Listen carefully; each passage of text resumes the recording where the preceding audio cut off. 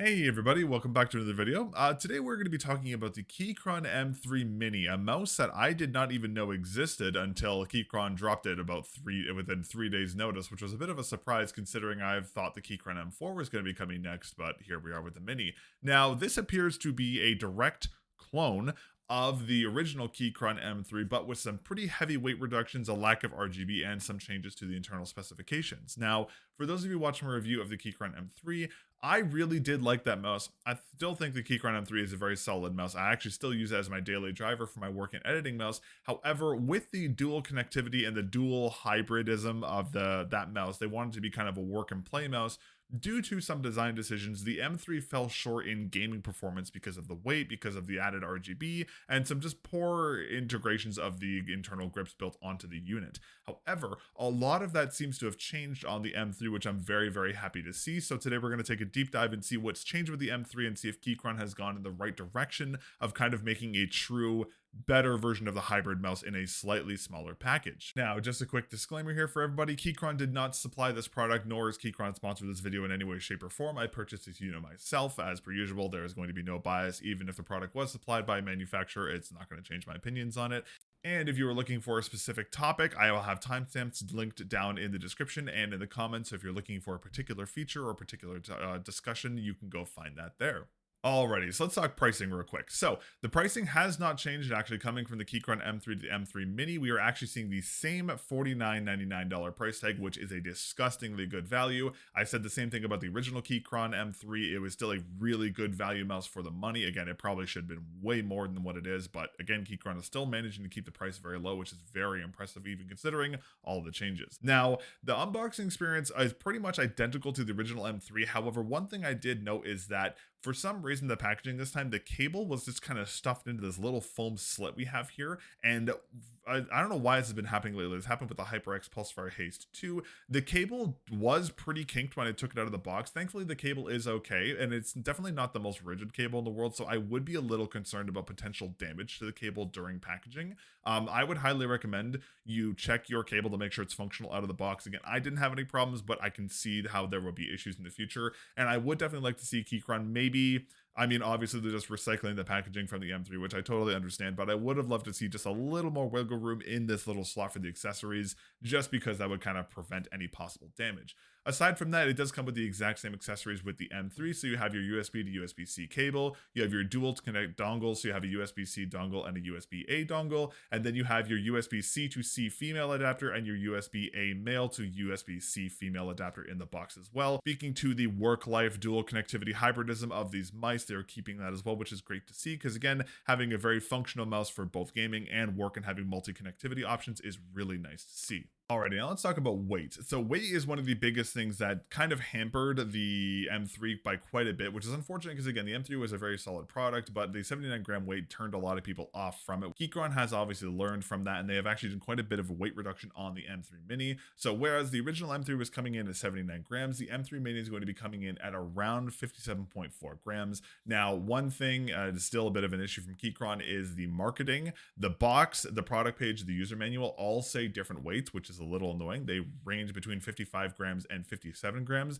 In actuality, on the scale on my desk, it does weigh in at around 57.4 grams. I would like to see Keychron kind of clean out this up in the future because it is a bit of annoying not being able to find the proper weight for a product. Now, one other thing that is carried over for the M3 is going to be the weight balancing. M3 was really, really well weight balanced. Even with all the extra weight, it still felt very good. The M3 Mini is also following in suit with that, so it does feel very, very, very well balanced overall. It feels fantastic in hand, which is, again, kind of one of those things where Keychron's going for here, because the original M3 was supposed to be that work hybrid play mouse, and again, the M3 feels like a much more rounded, perfected version of that, where the office work and that kind of stuff is still a strong point for sure, but now with the weight reductions, it's a lot more usable for gaming as well, because again, the 79-gram weight was high, it wasn't game breaking, but it did turn a lot of people off from the product, which was unfortunate. Okay, now let's talk about the Mini naming convention that Keychron has given the M3 Mini here. Now, this is one of the more confusing parts of this product, which I definitely think Keychron could have done a lot better job of in kind of telling what's changing here, because when I got the M3 Mini, I was like, oh, it's going to be a smaller, more like fingertip optimized option of the M3, because again, the M3 was a pretty big mouse. I thought I was going to get a smaller product. Where in actuality, the M3 and the M3 Mini are almost identical in size. I did a size comparison between the two. The only differences you're getting from the original M3 to the M3 Mini is a difference of negative 2.9 millimeters in terms of the width. You're getting a negative 5.3 millimeter difference in the length, and you're getting a negative 1.7 millimeter difference in the height, which definitely was a little confusing because, again, I unboxed it and I'm like, oh, this feels identical to the original M3, and they really do feel pretty much identical in hand.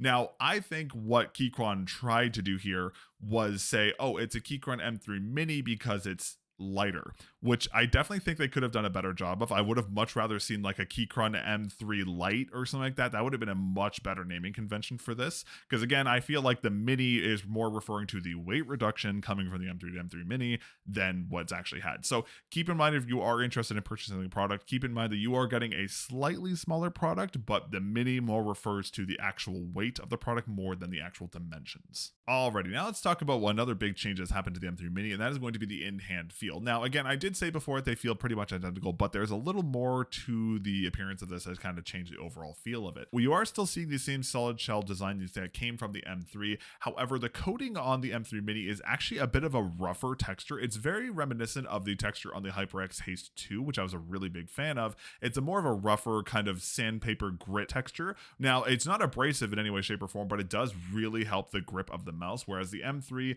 was this very kind of matte-esque feeling plastic, which was a little slippery at times. You definitely need a grip tape for it. The coating on the M3 Mini is a lot more grippy. You could definitely use it a lot better, especially with my sweatier hands, and it is summer up here in Canada, so it's like 30 degrees like all the time, and I had actually no problem gripping this product at all, which is a really nice change. Now, another change that has also come from the M3 to M3 Mini is going to be a change to the integrated grips. Now, on the M3, we in the middle of the mouse, just below the side buttons on both sides, we had this kind of hex, kind of triangle texture, which was fine. The problem was that the positioning of the texturing was really bad because it really only helped people with like fingertip grips or like really weird claw palm grips. It really didn't do a lot in the overall feel of the mouse, and that is one of the things I criticized Keychron for in my review, because it kind of felt useless along with the RGB on the mouse. It didn't really work that well. Well, on the M3 Mini, we're seeing a pretty big change actually to the grips. So the grips now actually start below the middle buttons and go all the way to the front of the mouse on the left side of the mouse, and on the right side of the mouse, they go from around the same starting point all the way to the front. They just kind of fade out. Now, as they were on the M3, they were kind of like their own individual piece that was put into the shell. This is now integrated into the whole shell as one solid piece, and the grips do feel significantly better overall. They did a much better job. The grip positioning is a lot better for pretty much every single grip type. So fingertip, palm, whatever, it's going to be usable for pretty much everybody. Now, the grips do fade out towards the very front of the mouse. So if you have really big hands like me, you may notice that towards the very front of the mouse, there is a little bit of a lack of grip from the internal grips because they are fading into the shell. But overall, I will say these are a fantastic change. They feel so much better overall. And again, funny enough, just like the HyperX Haste 2, I am a person who pretty much always needs to put grip tape on my mice because I have a struggle gripping pretty much all of them. And just like the Haste 2, I was actually able to use the M3 Mini during my entire testing with no grip tape of any kind on it. Now, just for clarity, I know you can see the Soul Spacer grips on here. The Soul Spacer grips are on here, but I'm not using them for that. I actually put them on after I was done all my testing for the product. This is actually for something else entirely. But overall, I will say Keychron has made significantly better developments in terms of the overall feel of the mouse. The grip, the coating of the texture, and the internal grips feel fantastic. They've done a great job. Again, it just feels like a more well-rounded product overall, and they've done a great job with that. Now, one other interesting cascading kind of effect that has happened from the changes to the coating, the grips, the weight, and the slight dimensional changes on the M3 Mini is the versatility for grips. Now, one other shortfalling of the original M3 was that because it was so big, so heavy, and the grips were so poorly optimized and the coating was kind of the available grip styles from multiple hand types was pretty poor, whereas the M3 Mini is a lot more versatile and a lot more compatible with a lot of different hand sizes and different grips. So if you have smaller hands, it's going to be primarily a palm claw mouse. If you have medium hands, it's going to be palm claw fingertip, and if you have bigger hands like myself, I have 6.5 inch by 4.5 inch hands. This is going to be a very comfortable claw and or fingertip mouse. I actually did do a fair amount of testing on this mouse on fingertip grip, which is something I don't normally do, and I actually found it to be be quite comfortable, which is a nice surprise. Again, with fingertip mice, you generally want them to be below 40-30 grams for that range, but I actually found it to be quite comfortable for myself. But overall, the changes have made this mouse significantly more versatile and a lot more compatible with a lot more grip styles and a lot more hand types. So this is a very nice, I would say, one size fits all mouse. Again, very, very similar to the HyperX Pulsefire Haste 2, which I find so many parallels to with this unit, which is quite interesting. I wonder why. Okay, now let's quickly talk about QC. Now, overall, the QC on the M3 Mini is very good. However, there are just a couple little tidbits. They're not really issues, but they're things I just wanted to mention because I want to be completely transparent with you guys. So the first of them is going to be on the left side of the mouse at the very bottom where the kind of angled hourglass kind of shape of the shell meets the base. There is a very small kind of creak on my unit. I'm pretty sure this is just a manufacturing error from the first batches. I'm sure this is going to be gone on future ones. It doesn't affect the overall feel of the mouse, and you don't even notice it unless you're pressing it down. Like, the only reason I noticed it is because I was feeling around the mouse looking for weak points when I was doing my review. That's the only reason I noticed this. Doesn't bother it at all. The other thing I wanted to mention is that similar to the HyperX Haste 2, wow, I was gonna say I'm drawing a lot of parallels to the Pulsefire Haste 2 today. On the bottom of the mouse, there is a little bit of deck flex if you put direct pressure on it with your thumb. It is very minimal. It's not anything too crazy. And again, you're not putting a bunch of pressure on the bottom of your mouse during gameplay, so I don't really think it's a problem in my opinion. But again, with them cutting so much weight, I'm assuming they just probably made this plastic very thin or did a hex design under the sticker. Overall, though, it still feels completely fine. No issues there. Now, the last thing I did want to mention is that unfortunately, because this is a direct copy of the shell of the original M3, the weird issue where the top of the clicks, if you put your fingernail under the clicks and kind of push them off to the left and right side, you can force them to wobble a little bit. This is again due to where the clicks are anchored into the shell right here and here. Overall, I think it's still fine. It doesn't affect the overall feel of the mouse. It's just one of those things that they can't really fix because it's an OEM shell. They can't really do a lot about it, but overall I think it's fine. There's really no issues with it, and again, it's never affected the actual usability of the mouse. I've never had mouse clicks not go through because it's not actuating properly. It still feels fine, and it's a very situational thing where it would even cause a problem because you would have to physically pull the clicks away from the shell, which is not going to happen during normal gameplay.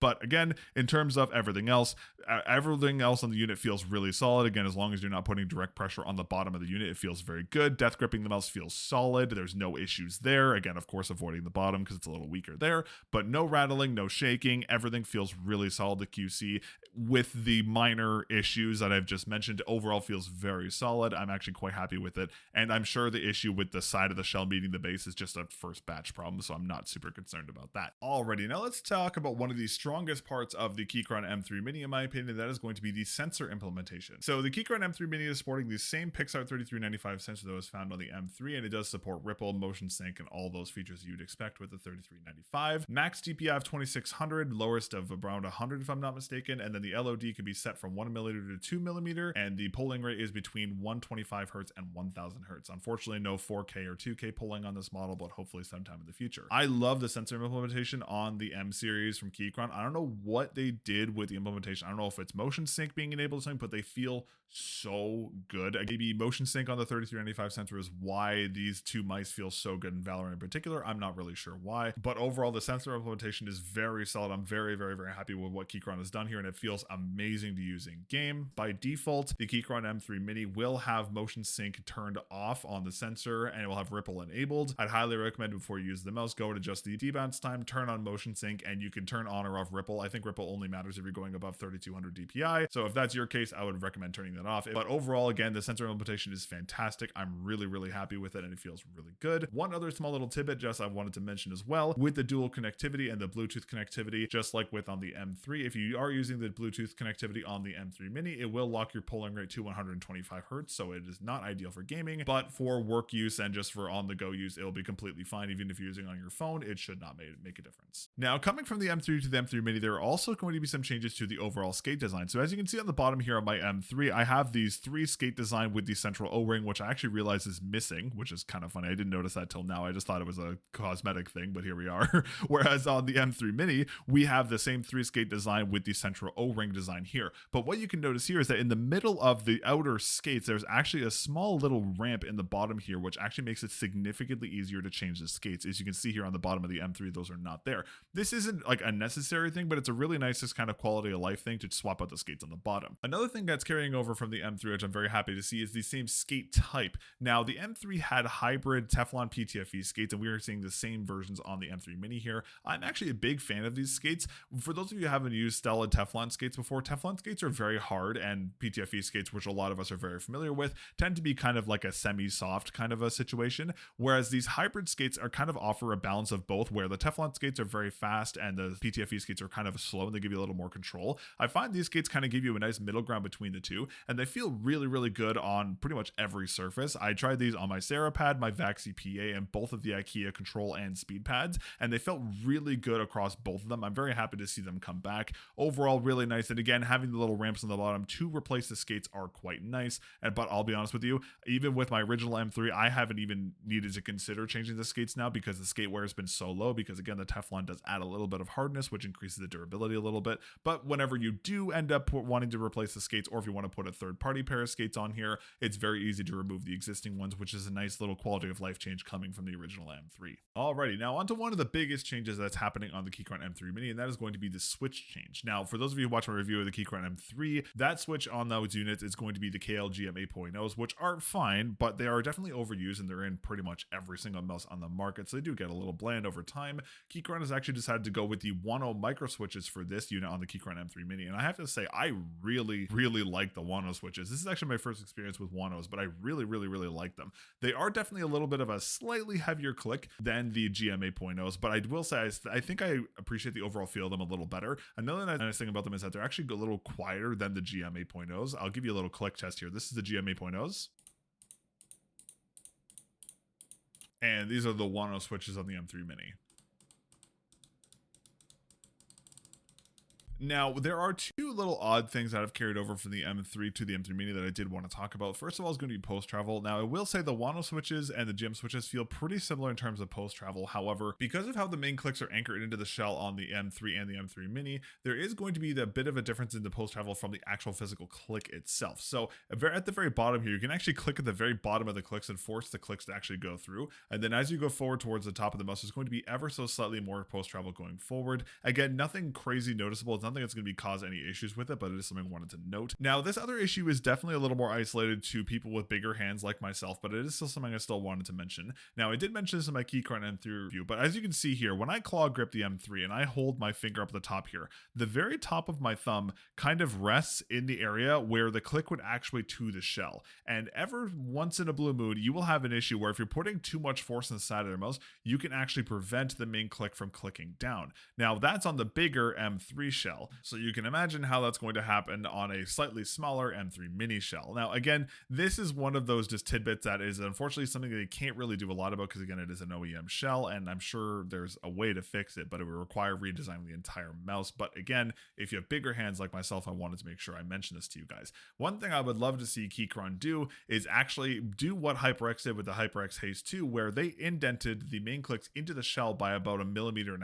That prevented their thumb from kind of preventing actuation from happening on the main point here, which again, I think would be a really nice change in a future model. I would love to see a change. Again, it would be very difficult because they have to redesign a lot of the shell. It's not a huge issue. I haven't really run into that many situations where I'm death gripping the side of my mouse and like for some reason I can't click down the mouse all the way. It's very rare that it happens, but it is something I still wanted to mention regardless. But aside from those two little oddities, I will say I really actually do like the change over to the 1.0 switches. They feel very snappy. They're very well tensioned. They feel really responsive. And for whatever reason, I actually find them to be really good for tack shooters. I don't know why. When I played with the M3, that was more of a tracking hybrid kind of mouse. I felt like it felt really good for Overwatch tasks, if that makes sense. Whereas the M3 Mini feels especially good in Valorant, which is a bit of an odd thing. I don't know why. There's just something about this mouse that just feels very well suited for Valorant. I'm not sure if it's a switch type. I'm not sure if it's the size. I'm not sure if it's a weight reduction, but it does feel very good for tack shooters, which is something odd I just kind of wanted to mention. But overall, I'm very happy with the click changes. They feel really good.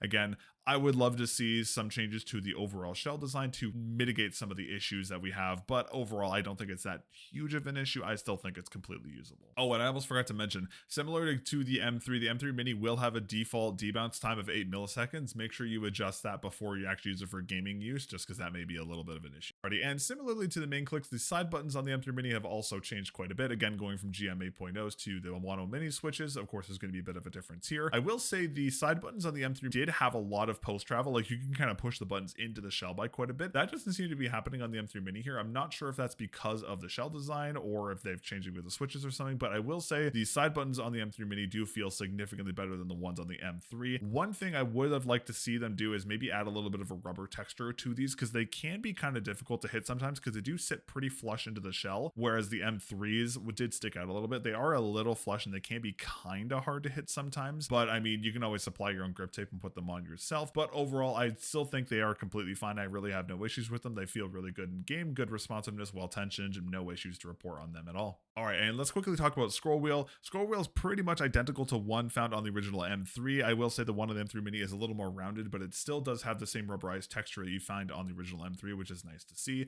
The overall scroll is quite good. I will say the M3 Mini scroll does feel a little tighter than the M3, but I've had the M3 for a couple months now, so it may loosen over time. The middle click is a little heavier, of course, on the M3 Mini just due to the switch change, but overall I still feel like it's completely fine. I haven't had any issues. Scrolling feels very good. Nice tactile scroll humps. Overall, very solid. No complaints there, and no wobble or any of that either to report as well. So overall, the QC is very good. Scroll wheel implementation is great. All right, and one other feature that is carried over for the M3 to the M3 Mini, which I'm very happy to see, is the onboard controls. Again, leaning into this work play hybrid mouse with multi-connectivity options. It's nice to have buttons on the bottom of the mouse to be able to toggle things whenever you need it. Again, of course, they could have cut these off on the M3 Mini to shave a couple grams off, but I'm still happy to see them here. And again, it's nice not having to deal with software all the time. Even while Keychron software is very solid, it is still nice to see them. So on the bottom, we still have the rocker, which toggles between the 2.4 gigahertz connection and the Bluetooth connection, and of course turns the mouse off. And then you have a button for DPI and you have a button for reporting rate. Now, the keen item among you may have noticed there's actually a button missing from the M3 Mini, and that is going to be the DPI or toggle button that was found in the M3. Now, I am actually personally a big fan of this button just being removed entirely because it was pretty much useless. I really only used it to turn the RGB off on the M3, and it didn't really serve another purpose because the software, you couldn't rebind it to anything else, which is a bit of a missed opportunity in my opinion. I'm honestly happy to see them just cut it entirely. The button was pretty much useless, and again, you have the button controls on the bottom, so it's not like you need to toggle your DPI with a button on the top of your mouse because there's one on the bottom anyway. A nice little thing to remove. I do like it better, and it has been replaced with a very small LED indicator to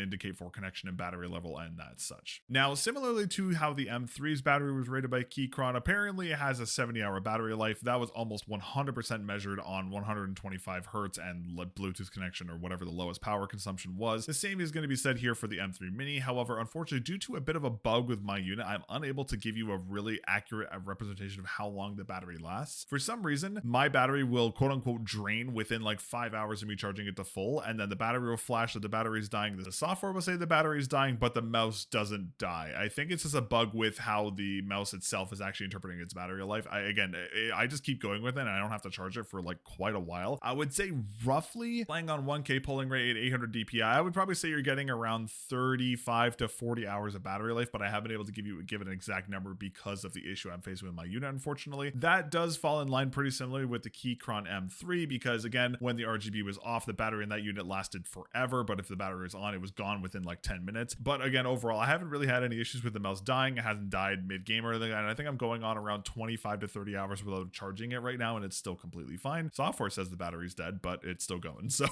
a bit of an odd issue with that one. Again, I apologize for not being able to give you guys an exact number or exact range for battery life, but again, roughly I would probably say 35 to 40 hours is probably what you're looking at. And again, that's very similar to the Keychron M3 because they share the same battery type, so probably going to be around that. All right, now I'm going to quickly talk about software here. The software for the Keychron M3 and the M3 Mini are pretty much exactly the same thing. They're very lightweight, very basic programs that just kind of do their thing, flash the information onto the onboard memory of the units, and you never really need to touch it again. And if you do need to change something like DPI or polling rate, there's buttons on the bottom of the mouse for it, so it's nice to see. Again, I've literally only turned the software on to change my debounce time, change my LOD, change my turn off ripple, and turn on motion sync, and that's all I've done. I haven't touched the software since. So again, I'm glad to see that because it's nice to not have to have software running in the background all the time. It's very basic. It just does its job. So again, great job for Keychron here. They've done a really good job with the software, and I hope they continue to release their software like this because it's perfect the way it is. All right, I just want to make a quick little PSA here as well for one weird freak incident I ran into personally. I haven't heard of anyone else running into this issue, but I wanted to make a little mention about it in the review anyways. When I got my M3 Mini, my USB-C dongle worked totally fine, but my USB-A dongle wouldn't recognize the mouse even after like trying to pair it and that kind of stuff. Apparently, I don't know what happened. I'm assuming just because I ordered it like immediately, I got one of the first runs off the factory, and I guess QC just missed something. But for whatever reason, the software version on my USB-C dongle was the correct version, and the USB-A dongle was the wrong version. So what I had to do is I had to go to